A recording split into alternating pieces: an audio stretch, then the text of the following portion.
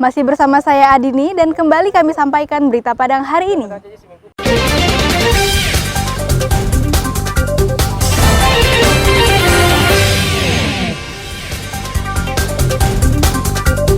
Ratusan warga menggeruduk Mapores Solo di Arosuka, Kabupaten Solo. Mereka meminta penjelasan atas kasus dugaan perkosaan yang dilakukan oleh Ketua DPRD. Rumah usaha keripik tempe di Darmasraya terbakar. Kerugian capai ratusan juta rupiah. Erupsi Gunung Merapi sejak 3 Desember lalu merugikan sebagian besar petani karena mengalami gagal panen.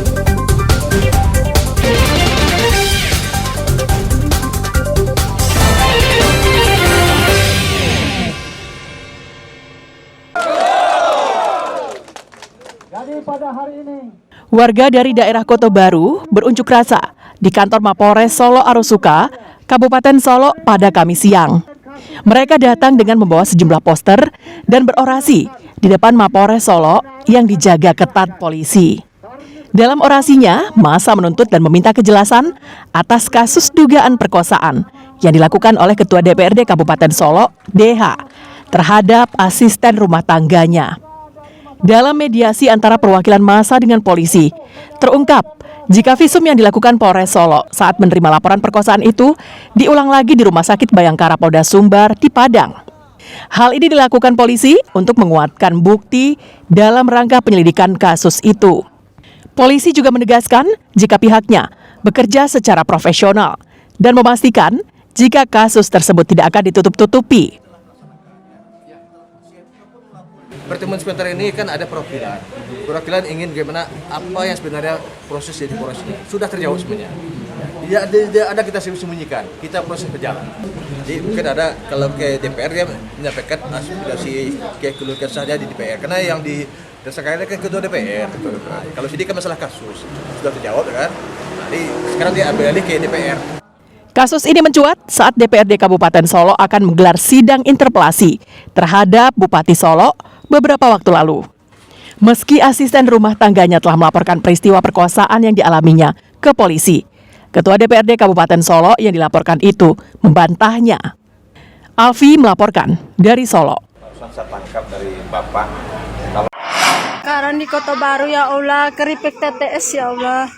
Sebuah rumah di Nagari Kota Baru, Darmasraya, ludes dilalap si jago merah pada Rabu malam. Saat peristiwa itu terjadi, pabrik rumahan ini ditinggal pekerjanya yang keluar rumah untuk suatu keperluan. Warga sekitar mendengar ledakan dan api tiba-tiba membesar di rumah itu. Nggak tahu Bu, tiba-tiba meledak. Meledak? Iya, tiba-tiba meledak rumahnya. Orangnya ada? Orangnya pergi sholat katanya. Yang lain nggak dodo. Anak-anaknya nggak ada? Iya. Hah? Iya.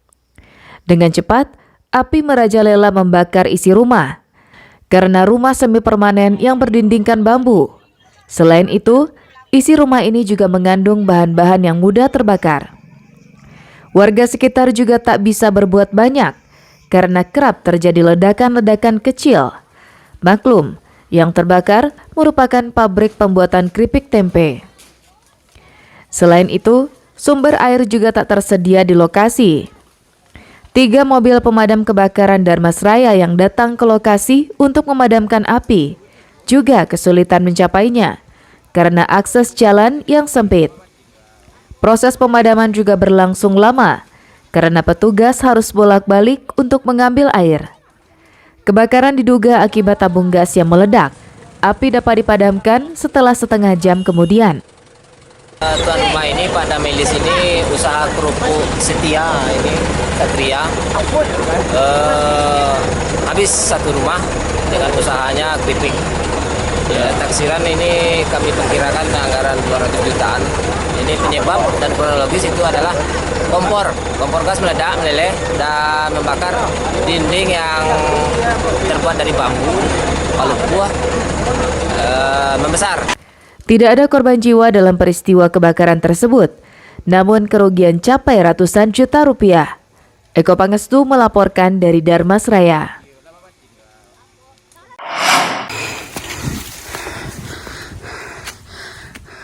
Meningkatnya aktivitas Gunung Merapi sejak 3 Desember tahun lalu tidak hanya meresahkan warga yang bermukim di sekitar gunung, namun juga merugikan petani yang bercocok tanam karena lontaran material vulkanik merusak tanaman mereka hingga akhirnya gagal panen. Seperti yang dirasakan seorang petani di daerah Rubai, Cumantiang. Lahan pertanian yang ditanami cabai gagal panen karena terkena semburan material vulkanik dari Gunung Merapi. Lahan warga ini hanya berjarak 3,5 kilometer dari puncak Gunung Merapi. Akibat gagal panen itu, petani ini merugi hingga lebih dari 25 juta rupiah. Belum panen, karena berapa tuh? Anggaran sekitar nggak tahu. Kalau gini, kalau masih nggak kena abu krekelnya, itu uang masuknya semuanya anggaran nggak 25 juta lah. Ini kena ada.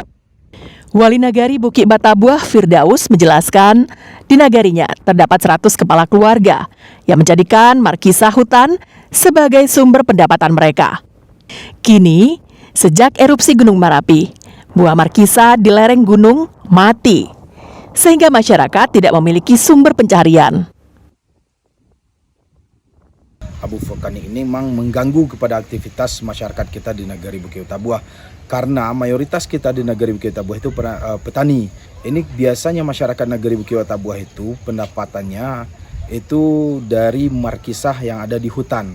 Sekarang markisah ini sudah mati dan tidak bisa dipanen lagi. Ya, hasil-hasil tani ataupun perkebunan seperti cabai yang lainnya ini gagal panen semuanya. Masyarakat berharap erupsi Gunung Merapi segera berakhir agar mereka bisa kembali beraktivitas. Dari Kabupaten Agam, Dina Amrina melaporkan.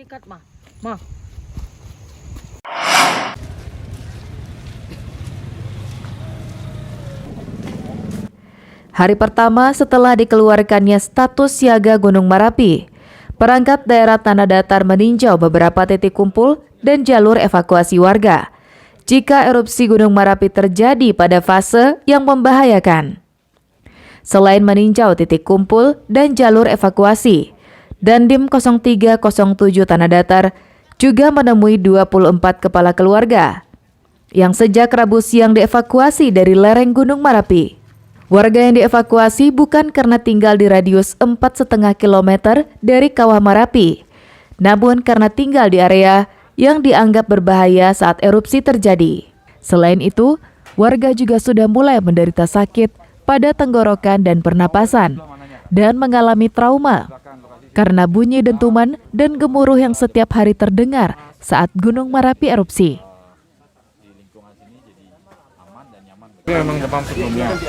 Sakitnya memang karena Merapi. Iya, kena ispa. Ini baru sembuh yang datang kemarin masih. Dandim 0307 Tanah Datar, Letkol CZI Sutrisno, yang datang bersama perangkat daerah lainnya, memastikan keamanan dan kenyamanan keluarga yang diungsikan itu. Untuk sementara, mereka diungsikan ke musola di Nagari Koto Baru, Kecamatan 10 Koto. Untuk warga yang saat ini sudah mengungsi kurang lebih 24 orang, memang berada, ya 24 kakak, itu memang tidak berada di radius 4,5, tapi kita nilai itu berbahaya. Karena efek dari dentuman serta erupsi yang baru saja terjadi, itu benar-benar terasa di lokasi tersebut, sehingga perlu rasanya kita ungsikan ke tempat yang lebih aman. Hingga Rabu malam, tim gabungan yang terdiri dari tentara, polisi, BPBD, serta perangkat daerah lainnya masih terus mendatangi rumah-rumah yang ditempati di lokasi-lokasi yang dianggap berbahaya. Mereka diminta mengungsi dan dievakuasi ke tempat yang telah disediakan pemerintah daerah. Sri Luis melaporkan dari Tanah Datar.